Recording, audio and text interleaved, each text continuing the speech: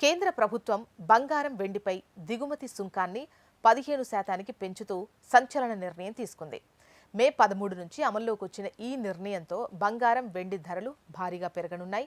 బంగారం అంటే భారతీయులకు కేవలం లోహం మాత్రమే కాదు, ఒక సెంటిమెంట్, ఆపదలో ఆదుకునే ఆస్తి. అయితే ఇప్పుడు అదే పసిడిని కొనాలంటే సామాన్యుడు ఒకటికి 10 సార్లు ఆలోచించాల్సిన సిచ్యువేషన్.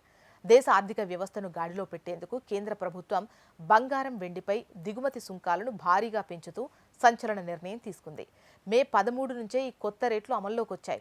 దీంతో బంగారం వెండి ధరలు మళ్లీ పెరగనున్నాయి. తాజా నిర్ణయంతో బంగారం వెండిపై మొత్తం పన్ను భారం 15%కి చేరింది. గతంలో ప్రభుత్వం బంగారం స్మగ్లింగ్ అరకట్టడానికి ఈ సుంకాన్ని 6%కి తగ్గించిన విషయం మనకు తెలిసిందే కదా. కానీ ఇప్పుడు మళ్లీ పాత పద్ధతిని అవలంబిస్తూ బేసిక్ కస్టమ్స్ డ్యూటీని 10% పెంచింది. దీనికి అదనంగా 5% ఈ అగ్రికల్చర్ సెస్ కూడా తోడవడంతో వినియోగదారులపై అదనపు భారం. ఫలితంగా హైదరాబాద్ మార్కెట్లో 24 క్యారెట్ తులం వచ్చేసి 1,53,497. ఒక్కసారిగా తులంపై 4,000 నుంచి సుమారు 6,000 వరకు పెరగడం షాకే కదా. ప్రభుత్వం ఇంత కఠిన నిర్ణయం తీసుకోవడం వెనుక బలమైన కారణాలున్నాయి.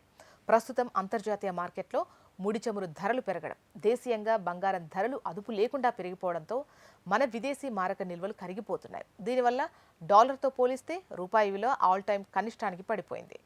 కరెంట్ అకౌంట్ లోటును తగ్గించుకుని రూపాయికి సపోర్ట్ ఇవ్వడమే లక్ష్యంగా కేంద్ర ఆర్థిక శాఖ ఈ నిర్ణయాన్ని సమర్థించుకుంది.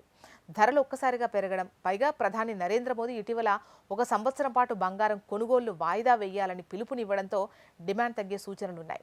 సుంకాలు భారీగా పెరగడంతో గతంలో తగ్గిన స్మగ్లింగ్ మళ్లీ పెరిగేటువంటి ప్రమాదం ఉందని పరిశ్రమ నిపుణులు హెచ్చరిస్తున్నారు. స్టాక్ మార్కెట్లో టైటాన్, కళ్యాణ్ జ్యువెలర్స్ వంటి కంపెనీల షేర్లపై ప్రతికూల ప్రభావం పడే ఛాన్స్ ఉంది. మొత్తానికి ప్రభుత్వ నిర్ణయం దేశ ఆర్థిక వ్యవస్థను కాపాడే దిశగా ఉన్నప్పటికీ సామాన్యుడికి మాత్రం బంగారం మళ్లీ అందని ద్రాక్షగా మారేలా కనిపిస్తోంది.